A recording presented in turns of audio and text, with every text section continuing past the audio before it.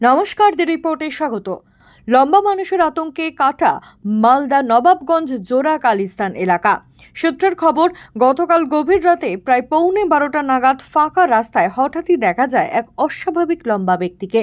অন্ধকার ভেদ করে ধীর পায়ে এগোচ্ছিল সে। স্থানীয় এক সাহসী যুবক দূর থেকে মোবাইল ফোনে ব্যক্তিটির পেছনের ছবি তুলতে সক্ষম হলেও সামনে যাওয়ার সাহস দেখায়নি। এদিন সে ছবি পাড়া প্রতিবেশীদের দেখাতেই শুরু হয় কৌতূহল আর আতঙ্ক। স্থানীয়দের বক্তব্য, এত উঁচু মানুষ আগে কখনো দেখেনি। রাতের আধারে হঠাৎ এমন কাউকে রাস্তায় দেখলে স্বাভাবিকভাবেই ভয় লাগে। এলাকা জুড়ে এখন চলছে নানান জল্পনা। কেউ বলছেন অচেনা কোনো পথচারী, কেউ আবার এক রহস্যময় অলৌকিক আবির্ভাব বলে দাবি করছেন। অনেকে আবার পুরনো লোককথার সঙ্গে মিল খুঁজছে, ভয় পাচ্ছেন। পুলিশের কাছে কোনো অভিযোগ দায়ের না হলেও তবে বিষয়টি নিয়ে স্থানীয়দের উদ্বেগ ক্রমশ বাড়ছে।